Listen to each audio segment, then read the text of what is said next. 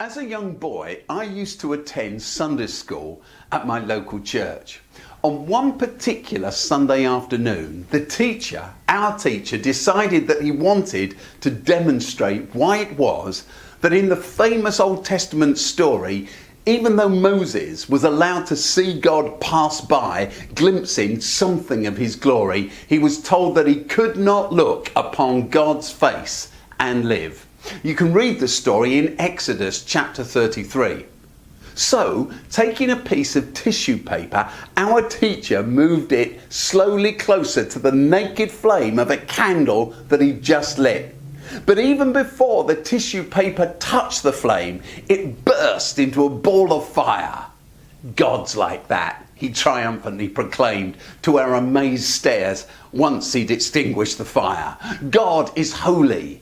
He's an all-consuming fire, and we are sinful, which means that no one can get close to him without suffering the same fate as this piece of paper did when it got too close to the candle's flame. That's why Moses couldn't see God's face.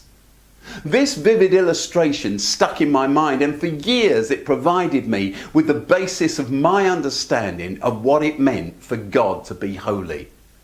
But here's the thing, the older I get, and with each rereading of the Bible, the more convinced I am that in spite of the memorability of that lesson, my teacher missed the point completely. One of the central themes that runs throughout the Bible, all the way from Leviticus in the Old Testament to the first letter of Peter, which is contained in the New Testament, is God's constant refrain to his people: "Be holy as I am holy." But the question is, of course, what exactly does this mean? What does it actually mean to say that God is holy? How do you define holiness? And what does it mean for those who follow God to be holy in the same way that he's holy? Churches, of course, sing a lot about the fact that God's holy, just as we do about our desire to be holy like him. But the question remains, what would this actually look like? Over the centuries, the church around the world has tended to define holiness as separation, as isolation, as withdrawal from anything that might taint us, anything worldly. If you look back through church history, you'll find that this same thing, that of retreat, was offered time after time as the key to holiness.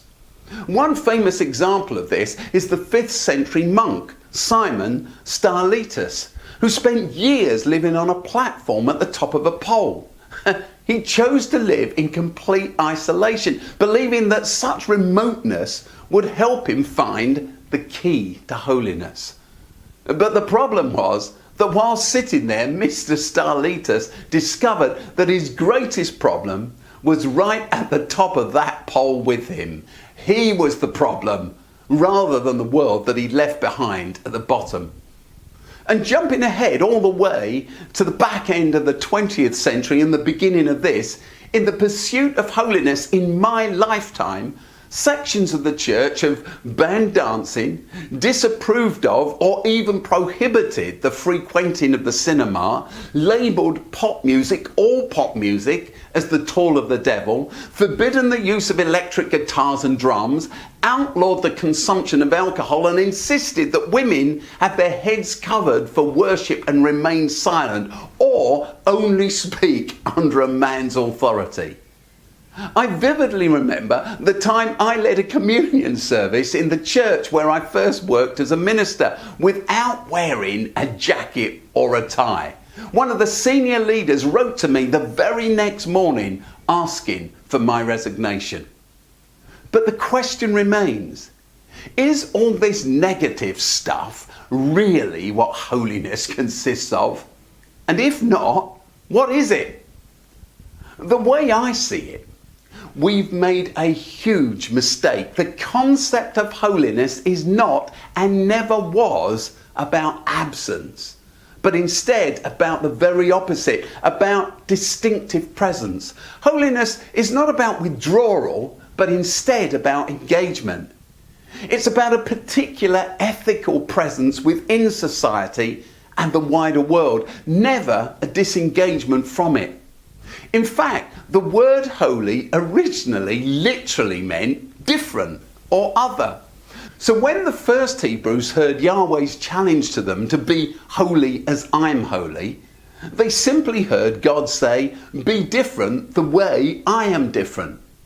And God's difference was in his character, in his way of behaving. For the people of Israel, the holiness or the differentness of Yahweh, the God of the Bible, was assessed in relationship to the difference of his character to those of the many other gods in the ancient Near East region at the time, who were all famous for their unfeeling, irrational, angry and capricious natures. But in contrast, the God of the Old Testament was faithful, long-suffering, engaged and trustworthy. Yahweh's holiness was not and is not about otherness that's removed and isolated from this world, but the exact opposite. This is what sets Yahweh apart from other gods. This is Yahweh's difference. This is his holiness. And this, of course, had massive implications for ancient Israel, just as it does for the church today, for we know beyond all others that the Word became flesh and we got to see his grace and truth. Jesus lived among us. He didn't withdraw. He got involved. Why? Because he knew that sin isn't sticky or contagious, but the love and grace are. That's what holiness is all about. And all this poses huge questions for us about what this kind of holiness looks like in the 21st century and how we go about living it out. I'll leave you to think that through. More next week, but for now, God bless you.